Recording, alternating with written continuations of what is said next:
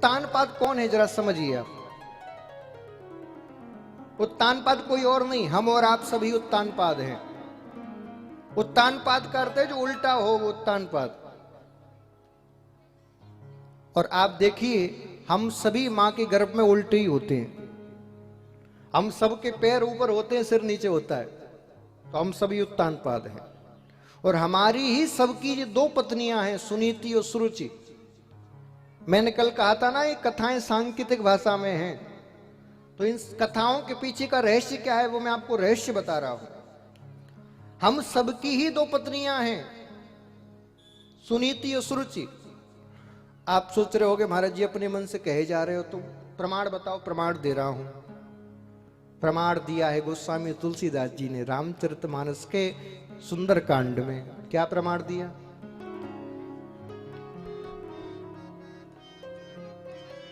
गोस्वामी तुलसीदास जी रामचरितमानस में लिखते हैं, सुमति कुमति सबके उर रही, सुमति कुमति सबके उर रही। ओ सुमति कुमति सबके उर रही, सुमति कुमति सबके उर रही। नाथ पुराण निगम सकाई, नाथ पुराण निगम सकाई।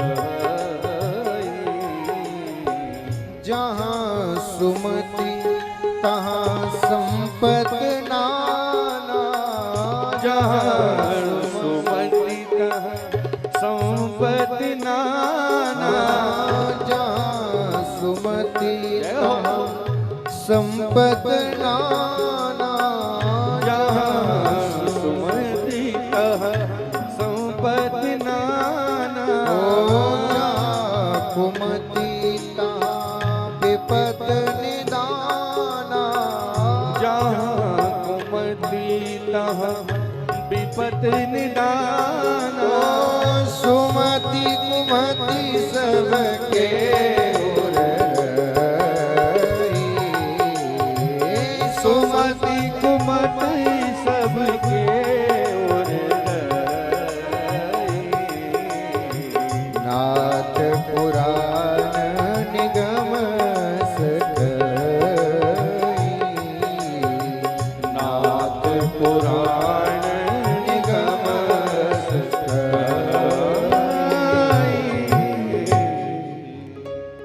सुमति और कुमति ही सुनीति और सुरुचि हैं, नाम बदल गया है बस। सुमति कुमत सबके उर रही, हम सबके उर में यानी कि हृदय में ये दोनों रहती हैं।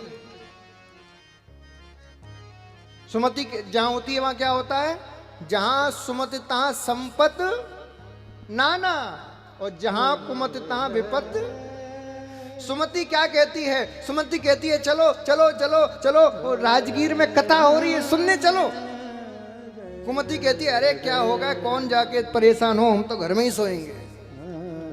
सुमति कह रही है सुनो सुनो, वो महाराज जी आए एक बड़े बालन वाले, वो वृंदावन में आश्रम बना रहे हैं, चलो कुछ दान दे दो। अरे दान दे के क्या करेंगे? कुमति कहती है हम तो होटल जाएंगे। दोनों का काम है। सुमति कहती है चलो ब्रह्म कुंड में स्नान करने चलते हैं, और जैसे स्नान किया मन तृप्त हुआ, तब कहती है सुमति चलो पंडा जी हैं, पंडा जी को खूब दान दो। कुमति कहती है अरे नहीं नहीं, पंडा जी को दान नहीं दे रहे, हम तो बाहर चाट पकौड़ा खाएंगे। सुमति कुमति,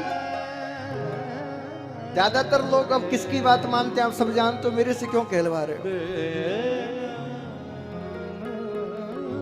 लेकिन जो सुमति की मान को, सुनीति की बात को मानता है, उसके घर में ध्रुव का जन्म होता है। और जो सुरुचि की बात को मानता है, उसके घर में उत्तम का जन्म होता है। ध्रुव का अर्थ क्या है? ध्रुव का अर्थ तो है अटल। अटल क्या है? अटल है सत्य। तो जो सुनीति से चलता है वो सत्यवादी होता है, सत्य को मानता है। सत्य कौन है? ब्रह्म। और जो सुरुचि, सुरुचि यानी खुद की रुचि, जो खुद की रुचि से काम करता है उसके घर उत्तम का जन्म होता है। उत्तम यानी कि अच्छा। वो पूरी जिंदगी बस उत्तम चाहता है। उत्तम क्या? बोले अच्छा, अच्छी गाड़ी हो, अच्छा घर हो, अच्छा बंगला हो, अच्छी पत्नी हो, अच्छा पति हो। अच्छा, कितनी तार्किक कथाएं हैं हमारी सनातन की। इसलिए आपको निर्धारित करना है, आप सुमति की बात को मानोगे कि सुनीति की को, कि सुरुचि की को, किसकी बात को मानोगे? 5 वर्ष के ध्रुव जी हुए, सुरुचि महारानी बैठी हुई थी, उत्तानपाद गद्दी पर बैठे थे। सुरुचि महारानी की गोद में उत्तम बैठा हुआ था। ध्रुव का मन हुआ मैं भी जाके पिता की गोद में बैठूं। जैसी गया, सुरुचि ने हाथ पकड़ के अपनी गोद में बिठा लिया और कहा, पुत्र तुम्हें यदि अपने पिता की गोद में बैठना है ना तो जाओ तप करो। क्यों? बोले तप करो और जाके ब्रह्मा से मांगना कि हे नारायण, मुझे ऐसा वरदान दो कि अगला जन्म मेरा सुरुचि महारानी के गर्भ से हो। धन्य है, धन्य है सुरुचि। क्या कह रही है?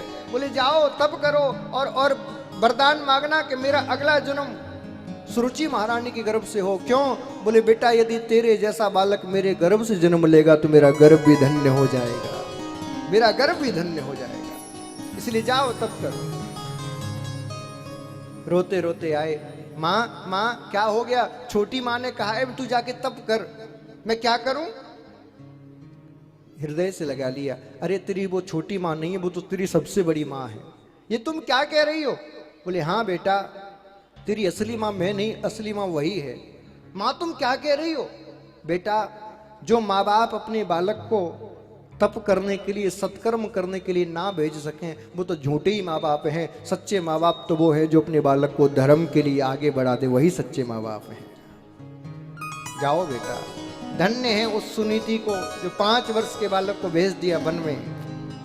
निकले हैं, जैसी वन में गए हैं, नारद जी मिले। नारद जी ने कहा, बेटा तुम कहाँ जा रहे हो? कौन हो? कहाँ से आए हो? कहा मैं उत्तानपाद का पुत्र हूं, नाम है ध्रुव। कहाँ जा रहे हो? भगवान की प्राप्ति करने के लिए। सोचा पहले परीक्षा तो ले लूं, पक्का घड़ा है कि कच्चा। 3 प्रकार का वैराग्य होता है, मरकट वैराग्य, मरघट वैराग्य और स्थायी वैराग्य। मरकट वैराग्य, मरकट यानी बंदर। जैसे बंदर एक जगह टिकता नहीं, एक डाली से दूसरी डाली पे छलांग, ऐसी मरकट वैराग्य होता है। जैसे घर में थोड़ा सा खटपट हुआ, बोले हम तो जा रहे हैं वृंदावन थैला लेके। और जैसे स्टेशन पर पहुंचे, पीछे से पोता पहुंच गया, दादाजी मत जाओ, तुम्हारे बिना कैसे रहूंगा, टिकट वहीं फाड़ के फेंक दिया, नहीं जा रहे। लो, हो गया वैराग्य खत्म। मरकट वैराग्य। दूसरा मरघट वैराग्य, जब भी किसी को जलाने जाते हैं मरघट में, यार यही जीवन की सच्चाई है, हमें भी ऐसी जलना है, अब तो बस सब छोड़ के राम नाम जपेंगे। आपको पता है शंकर जी चिता की भस्म क्यों लगाते हैं? चंदन की लगा ले, हीरा की लगा ले, मोती की लगा ले, चिता की क्यों लगाते हैं? इतनी प्रिय क्यों है चिता की भस्म? कभी सोचा आपने?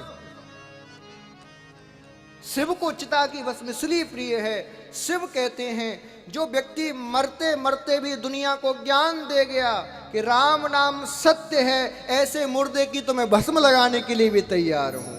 ऐसे मुर्दे की, जब मुर्दा कोई व्यक्ति मर जाता है तो सब पीछे पीछे क्या कहते हैं? राम नाम सत्य है, राम नाम सत्य है, राम नाम सत्य है। मरते मरते भी जो दुनिया को ज्ञान दे जाए। कहा, बोले बेटा एक बात बताओ, कितनी बार भोजन करते हो? बोले जितनी बार माता जी खिला देती हैं। तो जंगल में भोजन कहां से आएगा? क्या खाओगे? हाथ जोड़ लिए ध्रुव जी ने, महाराज जब दांत न थे तब दूध दियो, अब दांत है तो कछु अन्न भी देगो। ऐसो दयालु दयाल है वो, आज दियो कल और भी देगो।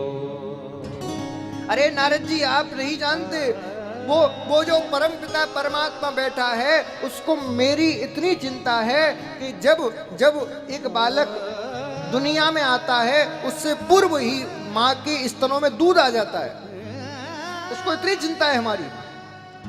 हमारे आने से पहले माँ के स्तनों में जो दूध भर सकता है हमारे लिए, मुझे बताइए जब दांत हो जाएंगे तो क्या हमारे लिए अन्न नहीं देगा? वो जरूर देगा। नारद जी समझ गए, विश्वास पक्का है। अच्छा बेटा एक बात बताओ, तलवार चलाना आता है? नहीं। धनुष बाण चलाना आता है? नहीं। जंगल में पशु मिलेंगे, जंगली जानवर, शेर, कैसे रक्षा करोगे? हाथ जोड़ लिए, आंखों में आंसू भरा है। महाराज मैं आपसे क्या कहूंगा, मुर्दे को भी देते हैं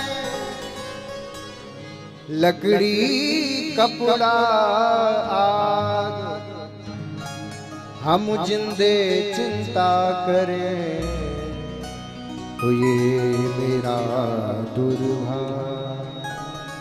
अरे मुर्दा मर जाता है, किसी काम का नहीं रहता, उसको भी मरने लकड़ी मिलती है जलने के लिए, आग मिलती है, ओढ़ने के लिए कफन मिलता है, तो मैं क्यों चिंता करूं? हृदय से लगा लिया, पुत्र तू धन्य है, जा मैं तुझे आशीर्वाद देता हूं, 6 महीने के अंदर भगवत प्राप्ति हो जाएगी। ओम नमो भगवते वासुदेवाय, इस मंत्र का जाप कर 6 महीने में नारायण मिल जाएंगे। ध्रुव गया है वृंदावन में, मधुवन में खड़ा होकर तप करना शुरू किया। पहले महीने कैत के फल का के तप किया। ओम नमो भगवते वासुदेव, ओम नमो भगवते वासुदेव। जैसे दूसरा महीना आया फल खाना बंद कर दिया, अब केवल सूखे पत्ते खाता है, 6 दिन में एक बार। ये होती है तपस्या। जैसी तीसरा महीना आया फल खाना भी बंद कर दिया, केवल जल पीता है, 9 दिन में एक बार। तपस्या बढ़ती जा रही है, अब जल पीना भी बंद कर दिया, अब केवल प्राण वायु का पान करता है। और जैसी प्राण वायु को ब्रह्म रंध्र में स्थापित किया है, आज एक पैर से अंगूठे के बड़ खड़ा हो गया, तारे लग गए महाराज, ब्रह्म से तार जुड़ गए, ओमकार का उच्चारण होने लगा, चारों तरफ प्रणव की ध्वनि से पूरा ब्रह्मांड गुंजायमान हो रहा है। सारे देवता, गंधर्व, असुर, दानव सब कांप रहे हैं। ये कौन तप कर रहा है इतना घनघोर? इसकी तप की अग्नि से हम जले जा रहे हैं। सारे देवता घबरा कर नारायण के पास पहुंचे। हे नारायण, हे नारायण, ये कौन तप कर रहा है? हम हमारी रक्षा करिए, हमारी प्राण वायु नहीं आ रही। भगवान नारायण का चिंता मत करो, मेरा ध्रुव, मेरा भक्त तप कर रहा है। और आज ध्रुव ने तप की उस पराकाष्ठा को पार किया। ओम नमो भगवते वासुदेवाय, ओम नमो भगवते वासुदेवाय। श्वास श्वास पे नाम जपने लगा, श्वास श्वास पे, रोम रोम से नाम की ध्वनि का गुंजार होने लगा। प्रत्येक इंद्रियां केवल नाम जप कर रही हैं। मनसा कर्मणा वाचा, केवल एक ही काम, नाम जप। और जैसे ही इतना हुआ, भगवान से वो रुका नहीं गया। शंख चक्र गदा पद्म लिए साक्षात नारायण ध्रुव को दर्शन देने के लिए पधारे, ऐसा नहीं है, ध्रुव का दर्शन करने के लिए आए। कौन है ऐसा वाला? अब बेचारा ध्रुव तो साधना में लीन है। जैसी भगवान आए, अंदर से अपना प्रतिबिंब निकाला, सामने भगवान नारायण के दर्शन किया, देखता रह गया। आंखों से झरझर अश्रुधारा बहने लगी। हे नारायण, मुझे तो कुछ आता नहीं, मैं क्या करूं, कैसे तुम्हारी स्तुति गाऊं। भगवान समझ गए भोला भक्त है। कपोल से शंख का स्पर्श किया और जैसे स्पर्श किया वेद वेदांत का ज्ञान हो गया। आज योऽन्तः प्रविश्य मम वाच मिमां प्रसुप्ता संजीवयखिल शक्ति धर स्वधा अन्याश्च हस्तचरण श्रवण त्वगादि प्राणान् नमो भगवते पुरुषाय। ओम नमो नारायण हरि ओम नमो नारायण ओम नमो नारायण हरि ओम नमो। आइए सब ध्रुव को दर्शन देने के लिए आए हैं। क्या पता आपकी भी भक्ति से ध्रुव के साथ प्रसन्न हो जाए। जरा मस्ती में ओम नमो नारायण ओम नमो नारायण हरि ओम नमो नारायण ओम नमो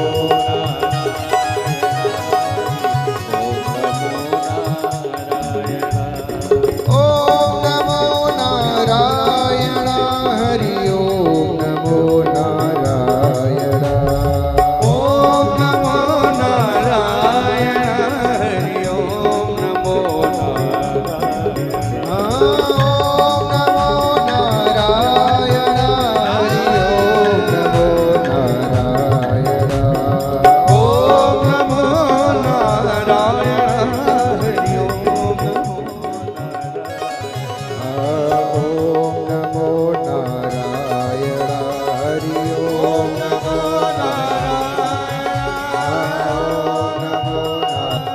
नारायण हरि ओम नमो नारायण।